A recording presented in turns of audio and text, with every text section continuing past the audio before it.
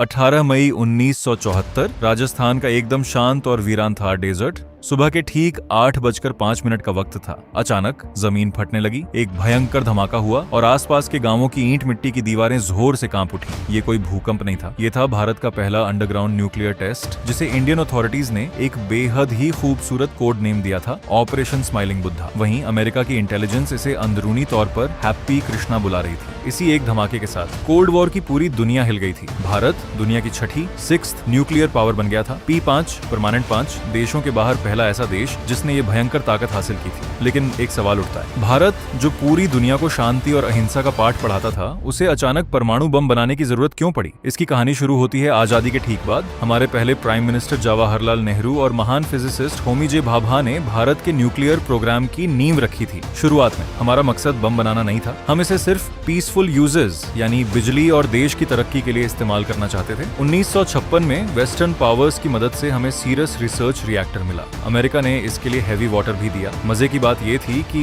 इन agreements में बहुत बड़े लूप होल्स थे। इनमें सिर्फ पीसफुल पर्पसेस लिखा था और इसी लिंग्विस्टिक एम्बिगुइटी, शब्दों के खेल का हमारे इंडियन डिप्लोमैट्स और साइंटिस्ट ने आगे चलकर बहुत ही खूबी से इस्तेमाल किया। हालात अब पूरी तरह से बदल गए जब 1962 की सिनो इंडियन वॉर में भारत को करारी हार का सामना करना पड़ा और फिर 1964 में चाइना ने अपना पहला न्यूक्लियर टेस्ट कर लिया। चाइना के इस धमाके ने भारत की नींद उड़ा दी, क्योंकि हमारा एक दुश्मन अब न्यूक्लियर हथियारों से लैस था। प्राइम मिनिस्टर लाल बहादुर शास्त्री ने चुपचाप साइंटिस्ट को सबटेरेनियन एक्सप्लोजन स्टडीज शुरू करने की इजाजत दे दी। लेकिन सबसे बड़ा टर्निंग पॉइंट आया 1971 की इंडो पाक वॉर में, जब अमेरिका ने पाकिस्तान का साथ देने के लिए अपना विशाल nuclear powered aircraft carrier USS Enterprise Bay of Bengal में भेज दिया। ये भारत के लिए एक खुली धमकी थी। इस घटना ने इंडियन प्लानर्स को एक बात साफ तौर पर समझा दी कि सिर्फ कन्वेंशनल मिलिट्री ताकत काफी नहीं है। सुपर पावर्स की दादागिरी और न्यूक्लियर कोएर्शन रोकने के लिए अपना खुद का बम चाहिए ही चाहिए। और आखिरकार सितंबर 1972 में इंदिरा गांधी ने न्यूक्लियर डिवाइस टेस्ट करने का फाइनल ऑर्डर दे दिया। अब शुरू हुआ दुनिया की नजरों से बचकर एक वेपन ऑफ मास डिस्ट्रक्शन बनाने का सीक्रेट मिशन। आपको जानकर हैरानी होगी कि BARC और DRDO के सिर्फ 75 साइंटिस्ट्स और इंजीनियर्स की एक बहुत छोटी सी टीम इस पर काम कर रही थी। मिशन इतना सीक्रेट था कि डिफेंस मिनिस्टर तक को इसकी भनक नहीं लगने दी गई।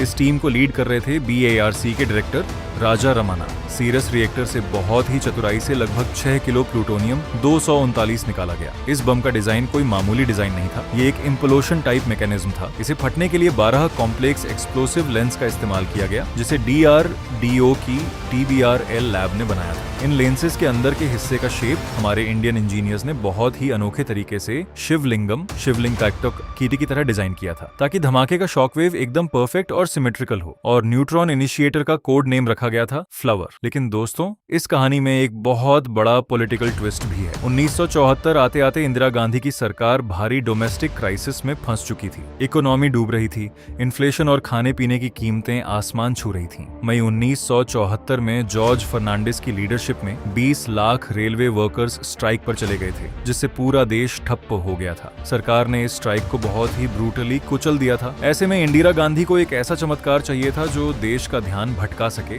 और स्माइलिंग बुद्धा ने ठीक वही काम किया। इस न्यूक्लियर टेस्ट ने इकोनॉमिक फेलियर को छुपा दिया और पूरे देश में नेशनलिस्टिक प्राइड की लहर दौड़ा दी। वापस चलते हैं पोखरण के उस रेगिस्तान में। धमाके के लिए 107 मीटर गहरा एक एल शेप्ड अंडरग्राउंड शाफ्ट खोदा गया था, ताकि कोई रेडियो एक्टिव फॉलआउट बाहर ना आ सके। इंडियन आर्मी ने पूरे इलाके को अपने कंट्रोल में ले रखा था। बम को एक हेक्सागनल मेटल ट्राइपॉड पर रखा गया था। अमेरिका की खतरनाक सैटेलाइट सर्वेलेंस से बचने के लिए इंडियन आर्मी ने बहुत ही चालाकी से रेल की पटरियों तक को रेगिस्तान की रेत से ढक दिया था। 18 मई का दिन ही क्यों चुना गया? क्योंकि उस दिन बुद्ध पूर्णिमा का पवित्र त्योहार था। जैसे ही सुबह 8:05 पर फायरिंग बटन दबाया गया, धरती कांप उठी। डॉक्टर राजा रामन्ना ने तुरंत प्राइम मिनिस्टर इंदिरा गांधी को फोन घुमाया और वो फेमस कोडेड मैसेज बोला, the Buddha has smiled, Buddha मुस्कुरा दिए। धमाके के बाद भारत ने दुनिया के साथ एक बहुत बड़ा डिप्लोमेटिक खेल खेला। भारत ने इस धमाके को वेपन नहीं बल्कि एक पीसफुल न्यूक्लियर एक्सप्लोजन यानी PNE करार दिया। भारत ने दुनिया से कहा कि हम NPT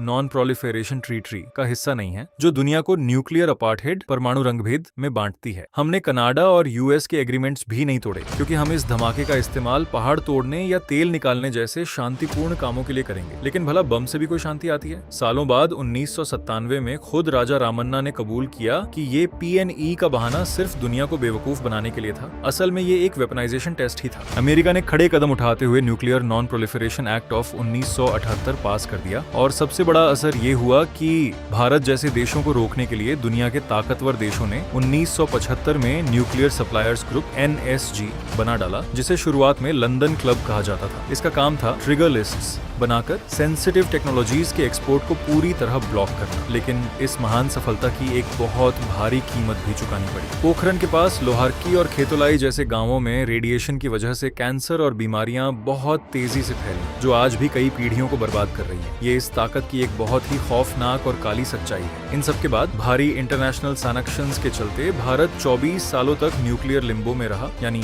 खामोश रहा। लेकिन ये खामोशी कमजोरी नहीं थी। 1998 में प्राइम मिनिस्टर अटल बिहारी वाजपेयी के नेतृत्व में भारत ने पोखरण DI ऑपरेशन शक्ति को अंजाम दिया और 5 धमाके कर डाले। और इस बार पीसफुल एक्सप्लोजन का कोई नाटक नहीं था। भारत ने दुनिया की आंखों में आंखें डालकर सीना ठोककर ऐलान कर दिया कि हाँ, हम एक न्यूक्लियर वेपन स्टेट हैं। स्माइलिंग बुद्धा महज एक टेस्ट नहीं था, ये एक ऐसा ऑन ऑपरेशन था जिसने कोल्ड वॉर की नींव हिला दी और भारत को हमेशा हमेशा के लिए एक इनविंसिबल ताकत बना दिया। अगर आपको ये कहानी पसंद आई तो वीडियो को लाइक करें, शेयर करें और कमेंट्स में लिखें जय हिंद।